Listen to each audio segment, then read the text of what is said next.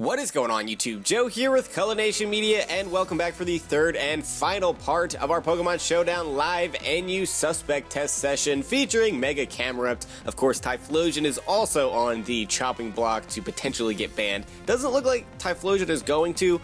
Camerupt looks like it could go either way. As for how I stand on it, I don't think either one should be banned. I think there is definitely more of a case for Camerupt, though, because of things like Trick Room and the fact that it's very, very difficult to switch into. But I still am leaning towards no ban on both of them, honestly. Anyway, we're getting into a battle here. I don't know where we are in the ladder. I know we're somewhat near the top because it just started tonight. So, like, 1200 is the top, and I'm at 1100 and something. In fact, I had a couple of matches off screen in between episodes, and one I actually still have up right now, but he was timing out, so I just didn't click out of it. I probably should do that. So let me take care of that really fast. Anyway, as we're getting started today, just a quick shout out to you guys. I want to say thank you for all the support, the likes, the comments, suggestions, all of those things. You guys are seriously awesome, as always. As always. I shouldn't even have to point it out at this time. You guys know that you're awesome. So, wow, Piloswine took a Fire Blast from a Mega Camerupt. I was not expecting that. For some reason, I thought that was just going to OHKO. I know it has Thick Fat, but that was probably a bad play because they took all that damage. Probably not a good play. And he goes for Icicle Crash, expecting Xatu to come in, which is a good play as well. Really cool to see the Tentacruel, or not Tentacruel, Tentacool on this man's team. And a Luxray and a Kadabra. He's got some cool stuff going on here. Really cool team. So I'm assuming the Tentacool is going to be specially defensive with Rapid Spin support. Doesn't look like I'm going to be able to get up rocks, but I do want to try to get up some spikes and things, as he does go for the Spark, actually. Is this defensive Luxray? Using Spark for that 30% paralysis chance? I don't really know. I find it rather interesting that he opted to even go for an Electric-type move when Camerupt was still alive, because I really didn't need it for anything. It was just fodder. So he shows off that he's at least not choiced, because he goes for the Crunch there to finish me off, which is fine. And now I can go into Garbodor, and I can start setting up some hazards. Because, I mean, what is he going to do? Go right into Tentacool? If he does that, I can go into Mismagius, and he might be able to beat me one-on-one if he has, like, knockoff or something. Potentially. But we'll have to see what he does, as he does go right into Piloswine, actually. And I should be able to just kill this, which I do, because Piloswine doesn't usually run much in the way of speed. I mean, it's pretty slow to begin with. So, and I have some speed investment. Kadabra actually comes in here, so I probably should go into either Lantern or Xatu. I don't think he has anything to hit Xatu, though, so I'm going to go into that. As he does go for the Psychic, it still does 30% because I am physically defensive. And I probably can just U-turn here. I don't think he's going to want to stay in. He'll probably go into Tentacool. Oh, he goes into Luxray. Oh yeah, he definitely wasn't going to go into Tentacool when I could just Psychic him. That would have been a bad play. I don't know what I'm talking about. Just ignore the things that I say. But every time Luxray comes in, I pretty much just get a safe switch into Garbodor. I don't think he can do a whole lot to me. Being paralyzed would kind of suck, but it's not the end of the world. And when he does come in, I just get free spikes. So I'm not going to go for Toxic Spikes, obviously, unless I manage to kill off that Tentacool, just because it can just come in whenever it wants and absorb them. Unfortunately, he gets a crit Spark there, and that does over half. But he goes for the Volt Switch. Volt Switch looks like it does about the same as Spark, honestly, not considering that crit that he got. So he goes into the Tentacool here, still takes 20% from a non-stab Drain Punch, which is ridiculous. We are going to get hurt by the Liquid Ooze, which is unfortunate, but he has taken some damage here, almost down to the halfway mark, as I am just going to switch Spectre in on a predicted Rapid Spin, and that is exactly what he goes for, which is great. And I can just fire off, let's see, a Nasty Plot? I mean, what is he going to go into? If he goes into Kadabra, maybe? Oh, he goes into Luxray, okay. Fair enough, because we're going to get off some damage on this, and by some damage, I mean just kill it. That was getting worn down by the entry hazards to begin with. And again, I don't know what I was talking about. He's not going to switch in his Kadabra on a potential Ghost-type move. I don't think he wants to have that thing have its sash broken. At least at this point, he may be seeing that as a win condition, depending. So he's going to go into Primeape. This doesn't have too much to hit Ghost types other than Punishment. Oh, he has Night Slash. Okay, fair enough. Forgot that it gets that. In fact, I think I have Night Slash on the Primeape that I bred in X and Y. So, again, I don't know what I'm talking about. It's too late to be recording, I think. Oh well, so we got some damage off on this as well due to Aftermath and the Rocky Helmet, plus the entry hazards. He's below half and I haven't even attacked him, which is great. So I'm going to go into Angler here because he can't kill me with anything. Even if he has EQ and he's not choiced for whatever reason, that's not going to kill. So I can just go for a safe Scald. And he does bring in the Tentacool. Unfortunately for my opponent, we do pull a lucky burn there because that Scald did absolutely nothing. That did 8%. That's just sad. I know this is defensive Lantern, but that's a stab move. It's just freaking sad. I'm going to go for the Protect here as he goes for the Toxic Spikes, which is a great play because Garbodor is no longer here. Not really too much I can do about that. I wanted to just rack up some burn damage or at least see what he was going to switch into. But because of the entry hazards, I'm assuming he's just going to sack this thing here. So he may try to go for a Rapid Spin, so I'm going to just go into Xatu and not really care, basically, as he just goes for the Scald. And we should be able to... You know, I'm not going to risk the Rapid Spin here. I'm going to go out into Spectre, which is what I should have done in the first place. But I kind of thought he might try to go for an attack, and I didn't want Spectre taking any damage. So, luckily he does go for the Rapid Spin here. So he just goes down to the burn damage, and we still have those spikes for Primeape and Magmortar, which is great. And now he's going to go into Kadabra. I don't know that this thing can kill me in one hit, but let's see. Should I just go for Shadow Ball here? I think I really need to break this thing's Sash, so I'm just going to do that. As he goes for Psychic, and he does outspeed us, but we bring him down to a Sash, which is perfect, because now we can revenge kill this thing with Sawsbuck. And honestly, Sawsbuck just beats the rest of his team. Depending on what that Primeape is, if it's Scarfed, that could be an issue. As he is just going to go for a Psychic there, as I just said something strange, I don't know what that was. Typical in my recordings, I always say weird things. But he goes for the Psychic again, finishes us off, and now we can go right into Sawsbuck. Being poisoned kind of stinks, but it's not the end of the world. And we can just go for Double Edge, honestly. Like, what is he going to switch into this? He has no switch-ins. He has 0 switch-ins, so he's just going to go into Primeape. That's dead. That is dead, which is perfect because that was the only thing that I was really worried about. If he's, like, Scarf Kadabra, that could be really bad. Because if he's Scarfed Magmortar, I don't think that really matters. Well, Scarf Timid Magmortar could be an issue because we are adamant.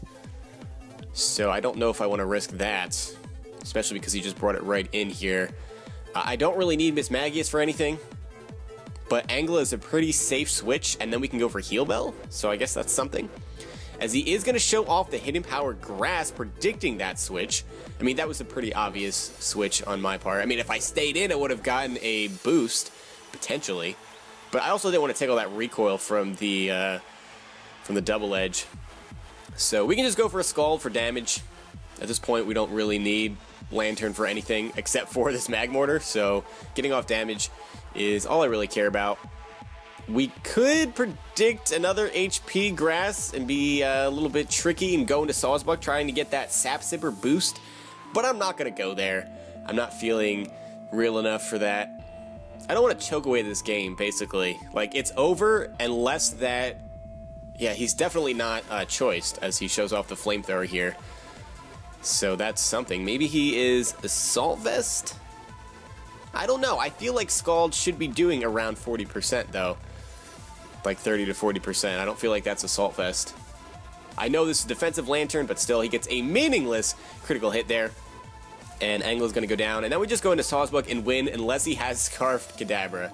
And, oh, wait a minute, actually, no, there's no way that he's Scarfed Kadabra because we already broke his Focus Sash, so I don't even know what I was worried about with that. I guess I'm just, being stupid as usual, but we're going to finish him off with a meaningless critical hit there on the Double Edge just to add insult to injury. Yeah, I don't know why I was worried about Scarf. I clearly broke his Focus Sash a lot earlier on with Mismagius, but we'll give him a GG, and we can check the ladder here to see how we're doing, and then we can find another battle and go from there. Let's take a look. Yeah, 1253 is the top of the ladder. We're at number 13. That's pretty cool. We have a chance to move into the top 10, I guess. Or maybe not, depending on how much the other people are playing. This is a pretty threatening team, and I've actually run into this team before, yeah. As he says, good luck, have fun again. I actually ran into him like an hour ago on the ladder. I think he beat me. Pretty sure he did. It was a good match, though. Very cool to see Jinx. That's honestly pretty threatening. Linda is here. Kecleon is always an issue. I think it has Sucker Punch and Fake Out. It's with Life Orb, if I'm remembering correctly. I don't remember where that Scyther is. Oh, I think it's an SD set. I think. I can never remember. So he's going to lead off with Frogger, the Seismitoad, as I'm leading off with Camerupt. I was going to lead off for the potential Stealth Rock, or just go for Fire Blast, predicting the Xatu switch in, but he ends up just going for the Earth Power, and I needed to switch out there because Seismitoad obviously is not a good matchup for me.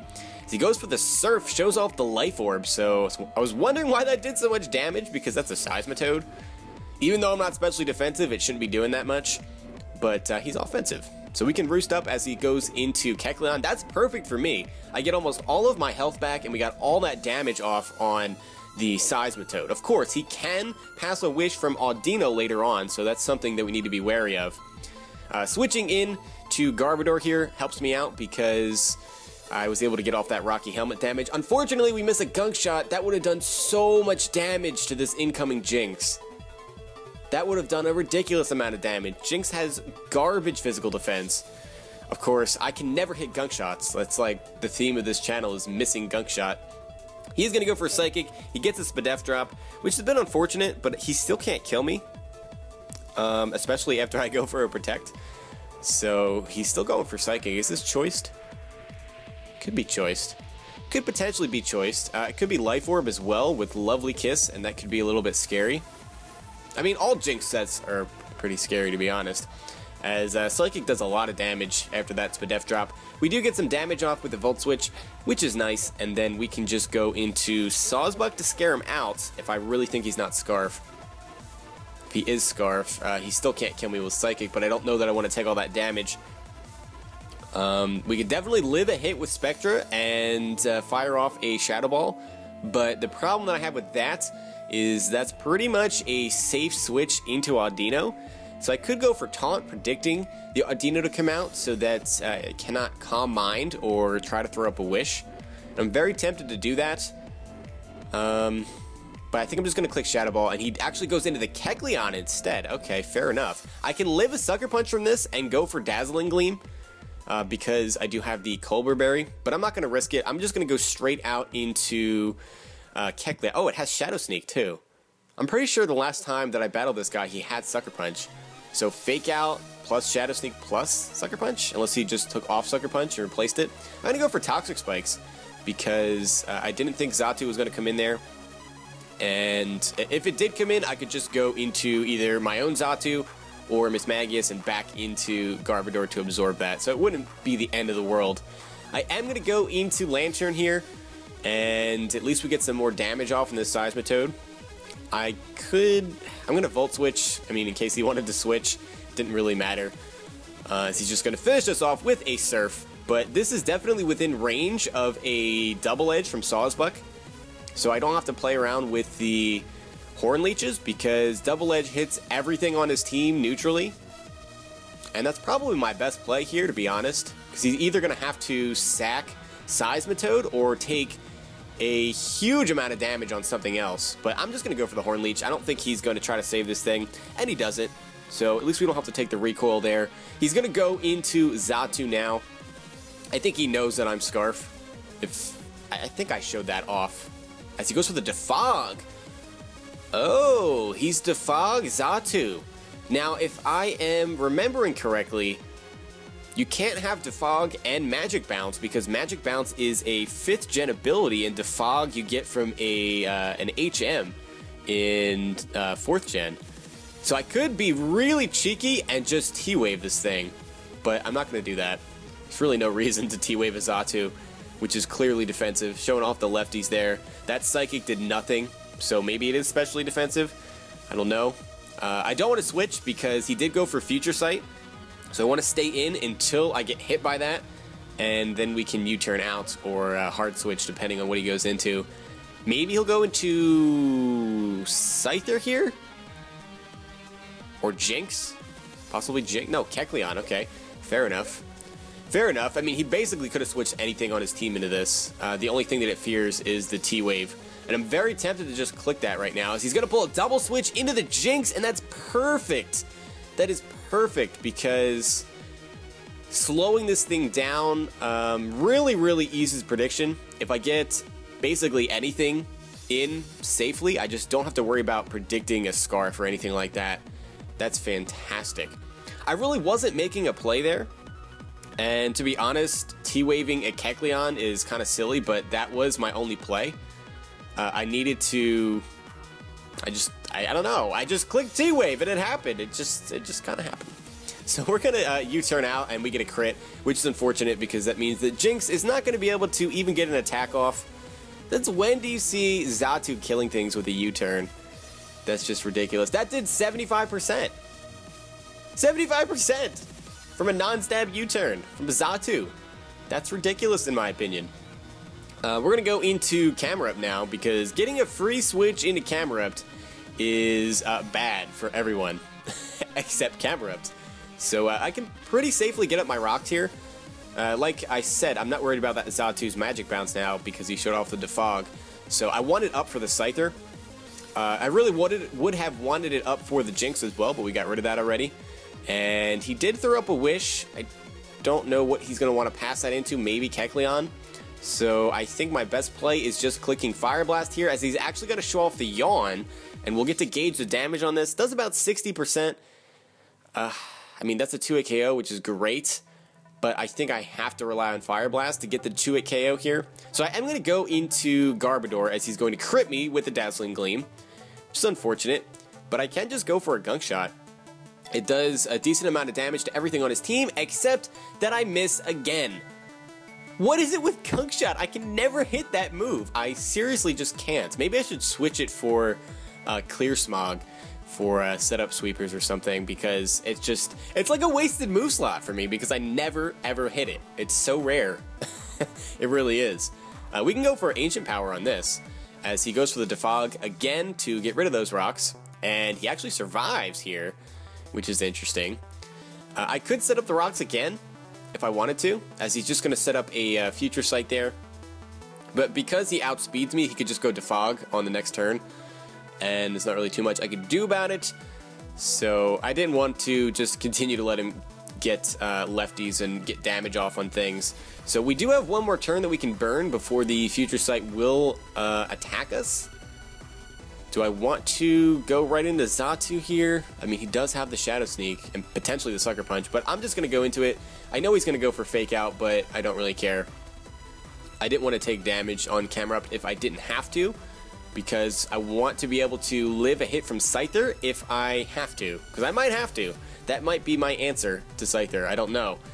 He does go for the Shadow Sneak, so he either predicted a T-Wave there, or he... I don't know. Or he just doesn't have Sucker Punch. I don't really know. But, let's see, do I want to predict another Shadow Sneak and be cheeky and go into Sawsbuck? I kind of do. Do I really need Xatu for anything else? Not really. I mean, T-Waving Scyther would be fantastic, but I have to be able to take a hit from it first. And I'm just going to Roost. Oh, he doesn't go for the Shadow Sneak. He actually goes for the Ice Punch, predicting, I guess, Sawsbuck to come out. That was a good play. Very good play. So we've seen almost its entire moveset now. Ice Punch, Fake Out, Shadow Sneak. Still don't know what that last move is. I will just go for U-turn here, as he let me get back up to 100% on Xatu, which is amazing. So I really didn't think he was going to let me do that, but he did. As he goes for the Heal Bell, that's fine. And I can just set up my rocks again. Now he has no way to defog them. And I really want to click Ancient Power, predicting Scyther to come out. He's not gonna, no, he's not going to do that. Why would he switch in Scyther? He wouldn't. He really wouldn't. I just didn't want him to switch in Scyther on a predicted, like, Earth Power or something. But there's no reason for him to switch in Scyther. It really isn't. I really didn't have anything to lose there. I didn't want to waste the Fire Blast either, because I may need it for later. And if I start missing them, that could be an issue. So now he goes into Scyther, just a turn later than I had anticipated. But because I went into Garbodor, I'm still in a pretty good position here. I kind of want to save this for Kecleon, honestly. This thing is a problem, though, if it starts setting up SDs. I kind of want to go back into Camerupt, and that's what I'm going to do, because I can Oko this thing. He can't kill me because I made sure that I didn't take any damage on this thing. So he does go for the Aerial Ace. We survived that with 38%, and just take him out with an Ancient Power. Didn't want to go for Fire Blast, even though he had the potential to switch there. I don't know if that would have made a lot of sense, because he would have just taken more Stealth Rock damage. But I didn't want to miss. So yeah, that's definitely a problem that I run into. So he's going to go for Fake Out, and I'm going to go right back into Garbodor to take that. And I guess I could just click Gunk Shot here, or click Toxic Spikes for that Audino and force him to go for the Heal Bell, but that's not really worth it. I'm just going to click Gunk Shot. It actually connects, and Kecleon is gone, which means we're just down to the Audino here, and we still have 5 Pokemon remaining somehow. Somehow. I feel like we've taken so many hits, and we get the poison anyway with the Gunk Shots. What are the chances of that? Me hitting 2 Gunk Shots in a row? 3 Gunk Shots in a row. I think Garbodor finally found his glasses. It's about time somebody on this channel wears glasses, because they all need it. So we get up to 12-11 on the ladder, which is great. Give this guy a GG, because he had a really cool team. I don't know how that ended up being a 5-0. I feel like it was a lot closer than that. I don't know. We can check the ladder, though, see where we are. Number 12.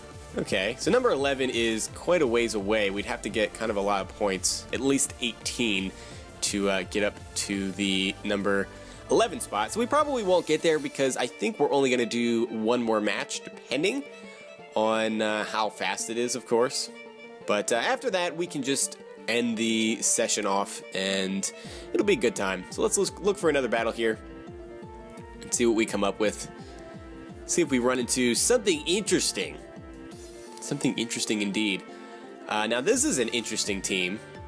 He's got the Garbodor for hazards. He's got Seismitoad for hazards. Haunter could be an issue. I think I battled this guy before too. All the same people keep showing up on the ladder because it's so late. So he actually leads off with Swellow, which I was not expecting. I am going to go right into Garbodor, as he doesn't even try to stay in a turn and attack to try to get off his Toxic Orb. He just goes straight for the U-turn, which does nothing to me and more damage to him because of the Rocky Helmet. As he is going to go into Tauros, this thing likely has EQ. I don't know if that's an Oko. I could try to stay in and like Drain Punch it, but it's not going to kill. And I don't think I can avoid a 2-hit KO. I kind of want to go into Xatu, but he can also Rock Slide me. But that's what I'm going to do, as he does go for the EQ, which is great.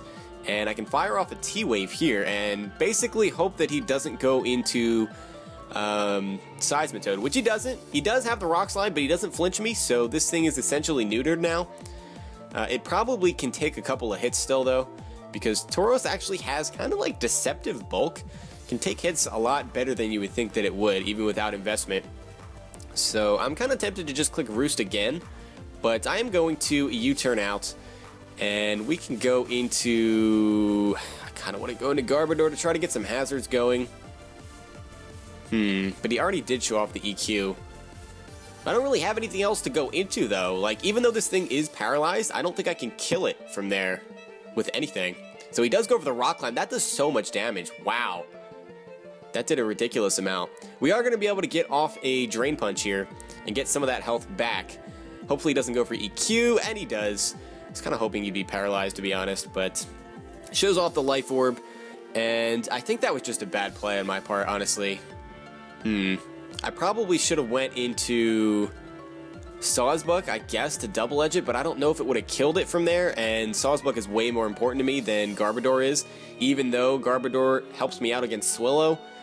I have other ways of beating the Swellow, like Sawsbuck, so I really wanted to save it. And I need Sawsbuck to be able to threaten the Seismitoad too, so I guess I just had to let something die, even though it was paralyzed, which stinks. But I had to be smart with my fodder there. So the Tauros is gone, and Haunter's going to come out. This, I don't know what this is. I'm just going to click Psychic, as he does go for the Shadow Ball, and he's going to show off Life Orb, so he's got a couple of Life Orb mons here. I didn't really need Xatu for anything either, to be honest, so better than taking a Shadow Ball from this thing. I didn't want to switch in Sawsbuck because it could have potentially gone for a Sludge Bomb there. I don't have any immunities to that. It's not like I had a Steel type that would scare him away from doing that. But Yeah, I just didn't want to take damage on Sawsbuck. I'm protecting that at all costs, because even if I fall back by a lot here, Sawsbuck can bring this match back for us. So I will go for a Shadow Ball here, as he is going to make a smart play and go into one of his 2 normal types, which I guess I should have expected. I probably should start making some plays, like some good plays, because I am behind here. This Kangaskhan probably has EQ too. It would be great if we could get a burn on this thing, as he does just show off the double edge. And can we get a burn on this thing? No, we cannot. That did nothing. That did 24%. I really feel like it should have done more than that, but Kangaskhan is another one of those deceptively bulky Pokemon even before it Megas. So he shows off the Sucker Punch there. I don't see the point in going for Sucker Punch when you can just kill me with a double edge, and you're not going to take that much recoil, as he does just opt to go for it there. Yeah, it was only 12%. That's basically Stealth Rock damage right there. I could go into Sawsbuck, but I can't just click double edge indiscriminately because of the Haunter. Hornleech actually does a decent amount to it. It might even do about half, but I'm going to click double edge anyway. I'm going to show him that I have the double edge, and next time Sawsbuck comes in, he'll go into Haunter. In fact, he may go into Haunter right now, and he does. Alright, predicting that I'm going to be choiced in some fashion because he did not see the Life Orb. I have to go into Mismagius here, as he does go for the Sludge Bomb, and he gets the Poison, which is unfortunate. That's not game-breaking though. And I do outspeed this thing, but I kind of want to click Dazzling Gleam, predicting that Swellow will come out. Actually, I might want to double if I want to predict that. Yeah, I'm going to predict that. We're going to go into Sawsbuck, and he does pull the switch into Swellow, so we're in a good position here because I can just click double edge again. And if he doesn't know I'm Scarfed at this point, then, and he doesn't, he leaves Swellow in to die. That's huge for me. Now I can fire off Shadow Balls too, so he has no switch-ins, because he's just going to have to take damage on Seismitoad if he really wants to switch that in on a Shadow Ball. This thing can be annoying. I need Camerupt to kill this. And I need all 3 team members. I need Sawsbuck for the Seismitoad. I need Camerupt for this, and I need Mismagius for Haunter. The only other way I win is if I can predict a switch into Haunter and hit it with a Hornleech, and it does over half. Or it does... almost half when I get Stealth Rock up. One of those. I feel like a lot has to happen for me to win. We need to continue to make plays, though. We made a couple. Need to stay on that grind because I kind of fell behind early in this match. So, I'm going to go for the Fire Blast here. I don't want him going into Haunter for free on a predicted Earth Power. I'm not going to risk that when he has an immunity. If he switches in Seismitoad, so be it. At least we'll get some damage off on that. Because it's still not going to take it well, even though it resists it. It still does around 30-ish%, maybe a little bit more, depending on if it's offensive or defensive, or physically defensive as opposed to specially defensive. And it goes into Haunter on the predicted Earth Power, and we get a crit Fire Blast. That does not matter at all.